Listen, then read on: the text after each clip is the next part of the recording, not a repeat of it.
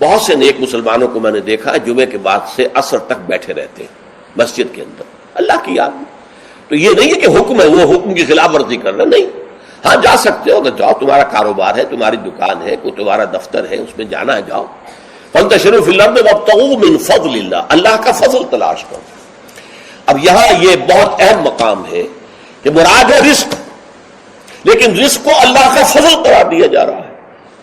اس کو سمجھ لیجئے، یہ اسلام کا جو معاشی فلسفہ ہے، اس کے جو فلسفیانہ اصول ہیں، ان میں سے ایک اصول یہ ہے کہ چاہے محنت تم نے کی ہے، کھیت میں ہل تم نے چلایا ہے، بیج تم نے ڈالا ہے، اس کو سینچا تم نے ہے، پھر فصل جو ہے اس کی حفاظت تم نے کی ہے، پھر فصل کاٹی ہے، پھر تم دانے گھر لائے ہو، پھر ان کو پیسا ہے، پھر ان کی روٹی پکائی ہے، یہ سب کچھ تم نے کیا، لیکن اسے اللہ کا فضل سمجھو، اپنا کسب نہ سمجھو. کسب جو ہے وہ نیکی اور بدی کے لیے ہے.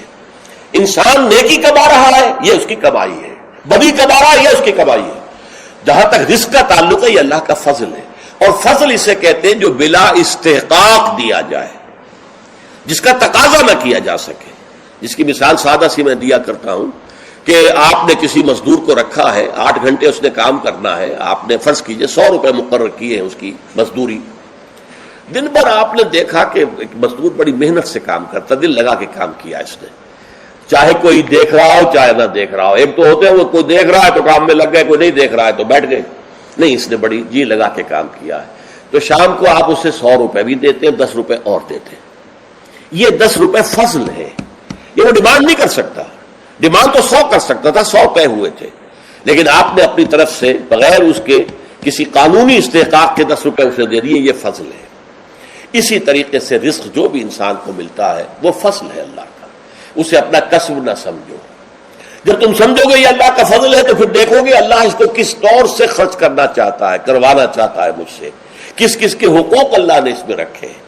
تو فَابْتَغُوا بِالْفَضْلِ اللَّهِ وَاذْكُرُوا اللَّهَ كَثِيرًا، لیکن اس میں بھی اللہ کو کثرت کے ساتھ یاد کرو.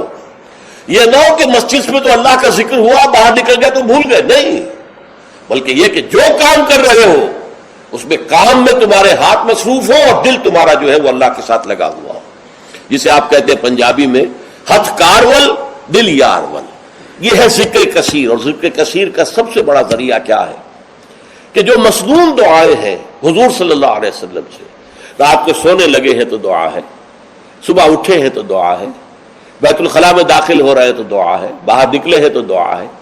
ظاہر بات ہے کوئی ایکسٹرا ٹائم تو آپ کا نہیں لگ رہا، وہ کام کر رہے ہیں آپ، لیکن ہر کام پہ کرتے. شیشہ دیکھا ہے، آئینہ دعا ہے، کپڑے بدلے ہیں دعا ہے، گھر سے نکلے ہیں مسجد کے لیے دعا ہے، مسجد میں داخل ہوئے تو دعا ہے، مسجد کے اندر تو ذکر ہے ہی ہے سارا، باہر نکلے ہیں تو دعا ہے، بازار میں داخل ہو رہے ہیں تو دعا ہے، بازار سے واپس آ رہے ہیں تو دعا، ہر کام کے لیے دعا ہے. یہ دعا جو ہے یہ ذکر کثیر کا سب سے بڑا طریقہ ہے، ذریعہ ہے. اور اس کے اندر دوہری ہے بات کہ ایک تو آپ کا اللہ سے تعلق قائم ہو گیا کہ آپ نے دعا اللہ سے کی ہے، ایک آپ کا تعلق حضور کے ساتھ قائم ہو گیا کہ آپ نے الفاظ وہ استعمال کیے جو حضور کے الفاظ ہیں. تو گویا کہ دو نسبتیں تازہ ہو گئیں جب بھی آپ نے ایک مسنون دعا پڑھی ہے.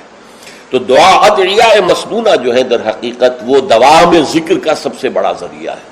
اس کے لیے علیحدہ سے وقت نکال کر کوئی آسن بنا کر اور کوئی ضربے لگا کر اس کی ضرورت نہیں، بلکہ ہر کام کرتے ہوئے تو زندگی کے ہر کام کے ساتھ دعا ہے، اور وہ دعا ہے مسنون جو حضور سے ثابت ہے.